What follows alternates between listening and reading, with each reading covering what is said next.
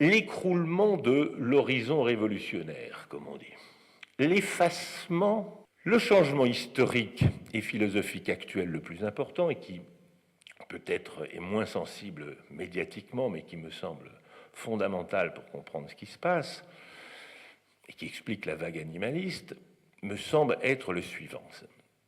Dans l'étude de l'homme, nous avons, comme on dit, changé de paradigme. Nous sommes passés d'un paradigme qui a été dominant au XXe siècle, et particulièrement en France, mais pas seulement, qu'on peut appeler de façon très rapide le paradigme des sciences humaines, dont on dit que l'apogée a été dans les années 60 ou 70 en France, à un paradigme biologique et plus généralement naturaliste. Les sciences humaines, appelons ça comme ça, étaient fondées sur l'idée que l'homme avait une spécificité qui l'opposait au reste de la nature. Une spécificité d'objet qui permettait de justifier la spécificité des méthodes et des concepts de ces sciences.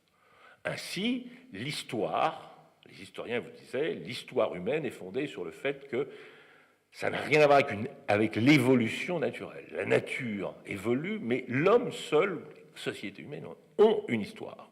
La psychanalyse était fondée sur la spécificité humaine, de l'inconscient, du symbolique, etc.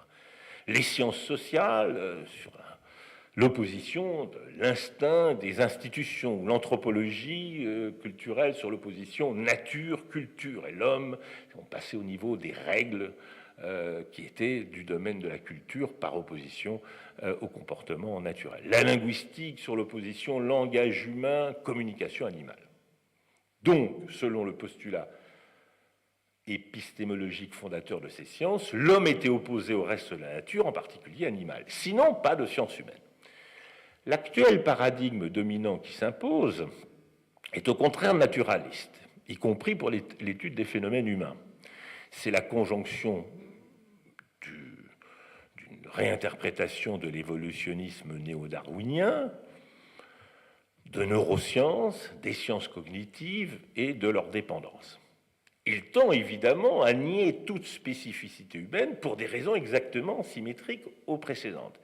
Il s'agit cette fois de justifier des théories, des méthodes, des concepts eux-mêmes naturalisés dans l'étude des êtres naturels, dont font partie les hommes au même titre que alors les singes, évidemment, ou toutes les autres animaux.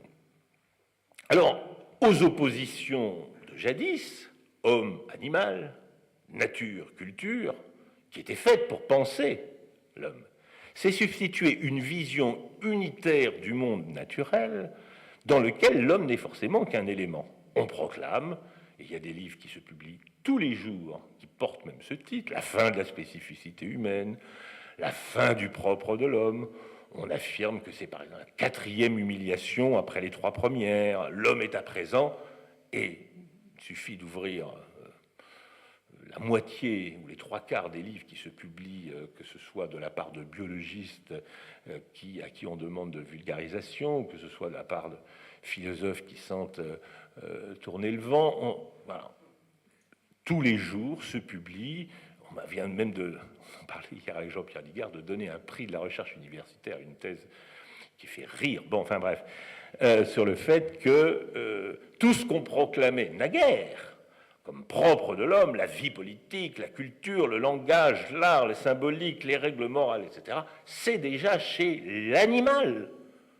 Alors, vous demandez chez la puce, non, l'animal. Bon, alors, l'homme et l'animal, n'est-ce pas, ne sont-ils pas l'un et l'autre le fruit de la sélection naturelle? N'ont-ils pas en commun un cerveau, un génome? Rendez-vous compte, Madame Michu, l'homme n'a que 1% de différence génétique avec les chimpanzés, ils l'ont dit à la télé.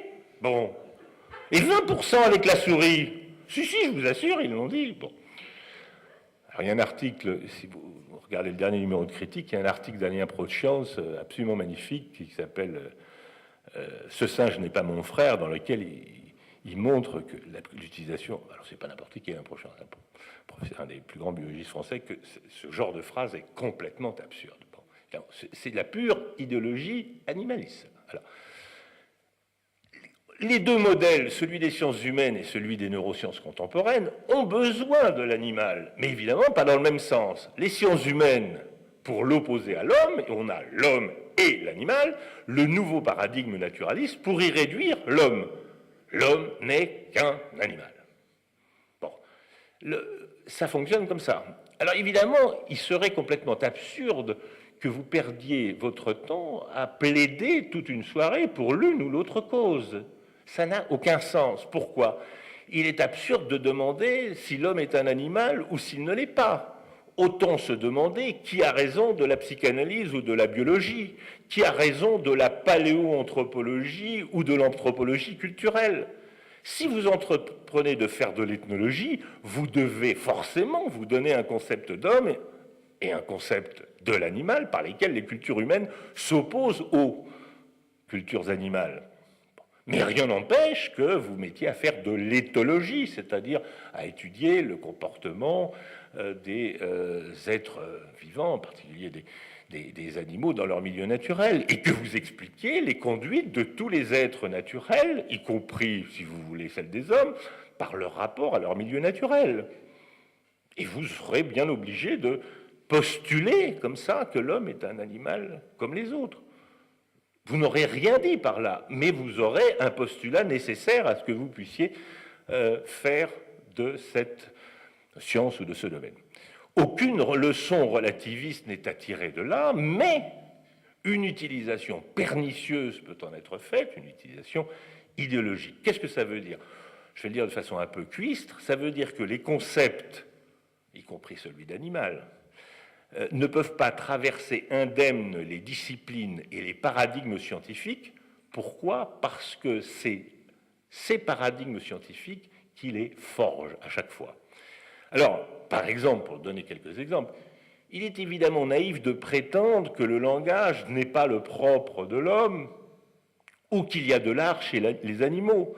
Mais il serait tout aussi naïf de prétendre le contraire. Il y a forcément un concept de langage qui englobe toutes les formes de communication animale, la danse des abeilles, les formes de cris des oiseaux ou les formes d'avertissement, de codes de signaux que se donnent les chimpanzés. Mais il y a forcément un autre concept de langage qui englobe seulement le langage humain, structure syntaxique, double articulation, je n'ai pas le temps de développer ces points, pouvoir de création indéfini, à tel point que seul le langage humain a cette particularité de faire en sorte que vous êtes en train de comprendre la phrase que je suis en train de dire, alors que vous ne l'avez jamais entendue, ni jamais entendu personne ne dire cette phrase. Bon, ça, que je sache, aucun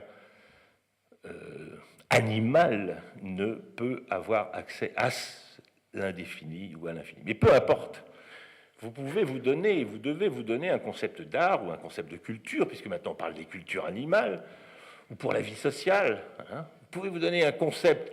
C'est ça qui nous a fait rire hier, quand j'ai vu, c'était dans Le Monde du 15 octobre, qu'on a donné un prix de la recherche universitaire à un jeune éthologue, parce qu'il avait démontré que je ne sais quelle peuplade de chimpanzés, c'est ça, de chimpanzés, connaissait la démocratie. Ah, c'est extraordinaire, parce que moi, je ne sais pas bien définir la démocratie dans le cas des hommes, et c'est quelque chose d'extrêmement rare, une forme de gouvernement politique dont les historiens, les politistes essayent de comprendre les ressorts et comment ça fonctionne et le type de procédure et pourquoi en général les peuples n'ont pas inventé quelque chose comme ça. Mais oui, mais tous les macaques l'ont inventé, c'est pas difficile, hein, puisque le type a montré que cette peuplade de chimpanzés, alors quand il y en a une partie dans la communauté qui veut aller qui a faim, qui veut aller manger, et puis une autre partie qui a soif et qui veut le boire. Alors, elle regarde du côté où il y a le plus nombreux, et puis alors, s'il y en a plus qui veulent aller manger, ils vont tous manger ensemble. Bon. Alors, le type dit, il vote. Il vote. Et il conclut, sans rire, que les chimpanzés ont inventé la démocratie, pas moins que la démocratie. Moi, je croyais que les Grecs, et encore, on disait, attention, les femmes ne votaient pas, les esclaves non plus, etc. Donc, les Grecs, pas vraiment. Non, mieux, les chimpanzés.